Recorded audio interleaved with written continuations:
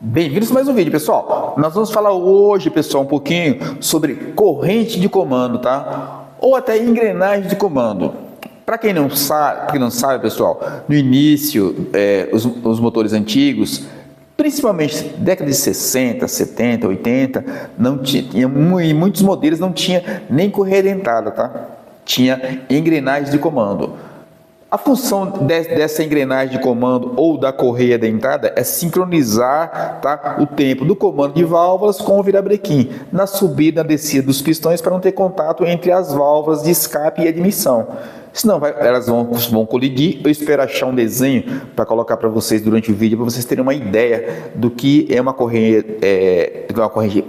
de comando ou uma engrenagem de comando para que serve a função. Vou tentar achar um vídeo para colocar para vocês aí, mais ou menos o desenho, para vocês terem uma ideia, tá? Mas a função é sincronizar a abertura das válvulas de escape e admissão justamente com a subida e descida dos pistões e no tempo certo, para ter a queima homogênea com a queima certa, né, dos combustíveis que são usados nos carros. Então a função primordial, principal é isso aí. Só que acontece o quê? Acaba se rompendo às vezes as correias. Só que na época eu comecei na mecânica, nos anos 80. Eu trabalhei praticamente quase 25 anos como mecânico. Não tinha esses problemas quando tinha engrenagem de comando, não tinha esses rompimentos, era muito difícil. Nós fazíamos, claro, algumas campanhas. Eu trabalhei muito tempo com Opala, com esses carros aí, fazia campanhas às vezes para trocar por causa de algum ruído, algum defeito, mas era coisas muito difíceis de acontecer, tá? Então, geralmente não tinha esses problemas. Aí colocaram as correias dentadas seco, né, geralmente, e começou nos motores da General Motors, da Fiat 147 começou com essas correias e tal. Só que essas correias duravam aí até 50 mil quilômetros sem você fazer nada. O mecânico, a cada 20 mil quilômetros, dava uma olhada lá acima dos 20 mil como estava e tal, mas dava uma olhada, não trocava acima de 50 mil quilômetros, não tinha quebra, era dificilmente. Quando tinha quebra dessas correias, correia dentada, a seco, era o quê? Eram correias geralmente de segunda linha, o cara comprava paralelo, ou então falsificada, que sempre teve isso aí nesse mundo, no setor automotivo, falsificação de peças sempre teve.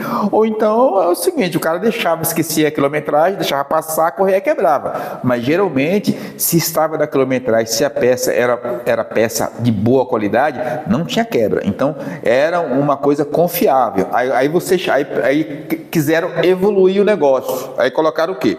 Colocaram uma corrente, né?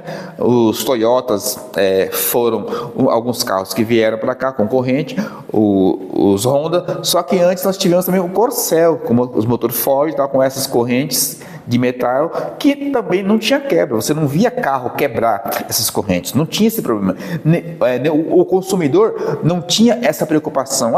Vou trocar a minha corrente de comando que vai quebrar. Não, o cara às vezes trocava porque ele era precavido. A fábrica falava, troca o cara 200 mil quilômetros. Então o cara estava fazendo o motor, o cara troca, o mecânico trocava. Mas geralmente não eram nem trocadas essas correntes. Então aí quiseram escalar mais um pouquinho. Aí colocaram agora essas correias banhadas a óleo. Essas correias banhadas a óleo já está aí quase uma década, pessoal. Isso aí começou nos Estados Unidos, tá? Esse movimento colocou lá dos motores, a Ford principalmente começou a colocar lá nos Estados Unidos essas correias dentada banhada a óleo. Só que o problema que teve aqui também teve lá, a mesma coisa. Se você entrar no YouTube, se for se informar, tem alguns depoimentos de donos de oficina nos Estados Unidos que fazem a mesma reclamação, que elas quebram antes da quilometragem indicada para troca ou até para verificação. Isso aí aconteceu lá também, tá? Trouxeram para cá a correia. Por quê? Segundo eles, queriam evoluir os motores. A Ford trouxe para cá, foi uma das primeiras que trouxe essas correias para cá, tal. Só que não deu tanto problema quanto o GM, não deu tanta visibilidade. Eu creio que é por quê? Porque os carros da GM, esse carro Onix, vende muito. Então, por vender muito, claro, tem um número maior de pessoas que geram reclamação. Só e hoje também nós temos meios para divulgar mais os problemas dos carros. Tem vídeos na internet, tem youtuber como eu que fala sempre esses problemas. Então, divulgou mais o problema, teve mais uma ênfase maior. E aí está sendo ruim para o carro, por isso. Porque as pessoas estão se falando e os caras estão perdendo venda por causa disso aí. Agora, o que vai acontecer? Inclusive no vídeo que eu fiz anterior, eu estava falando da garantia da GM, que eles vão dar uma garantia agora de 240 mil quilômetros ou 10 anos para uso dessa correia. Só que, pessoal, são 5 mil reais para trocar a correia. Se quebra, se causa um problema antes dessa data de troca, se chega a entupir alguma coisa do motor, se funde o motor, são de 10 a 15 mil reais para fazer um motor desse. Então, muita grana para se arriscar. O consumidor, eu não sei se vai voltar a comprar esse carro, como voltava. Esse carro foi líder de venda no mercado brasileiro. Chegou a vender 200 mil carros em um ano. Olha como caiu a venda. Hoje vende 70 mil carros. Eu estava vendo os dados aqui. Do ano passado fala-se até em 90 mil carros, 100 mil carros, então caiu muito. Algumas outras fontes falam que foi de 70 mil carros no varejo, porque aí também nas vendas dos carros conta-se também as compras feitas pelas locadoras. E isso aí que impulsiona mais as vendas, tá? Mas só que está caindo as vendas dos carros. Por quê? Porque eu creio, pelo que eu ouço, o principal motivo é essa correia. O pessoal tem medo desse motor. Infelizmente, era um motor que tinha um ótimo motor antigamente, tá? Um motor que não quebrava, manutenção baratíssima. Para vocês terem uma ideia, para trocar uma correia dentada desse carro, completa, com rolamento, tudo mais sem tensor, você gastava aí chutando alto, pessoal, cobrando caro, R$1.000. Hoje, se você for trocar essa correia, além de, claro, a oficina tem que se garantir, ela vai cobrar pelo menos de 4 a 5 mil reais para trocar essa correia.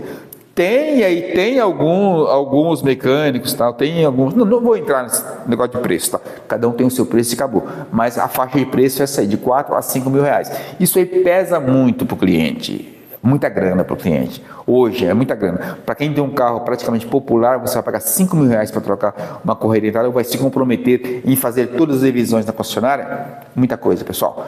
Eu vou ver se eu acho uns vídeos, tá? Ou algumas fotos de uma correia dentada, como trabalha, para deixar para vocês aí no canal, tá? O comentário de hoje foi isso aí, tá? Canal Carros nas Ruas BR. Aliás, canal Carros nas Ruas Brasil ou canal Carros do Mundo BR. Tudo em carros e combustíveis para vocês. Valeu! Se você gostou, então se inscreva no canal.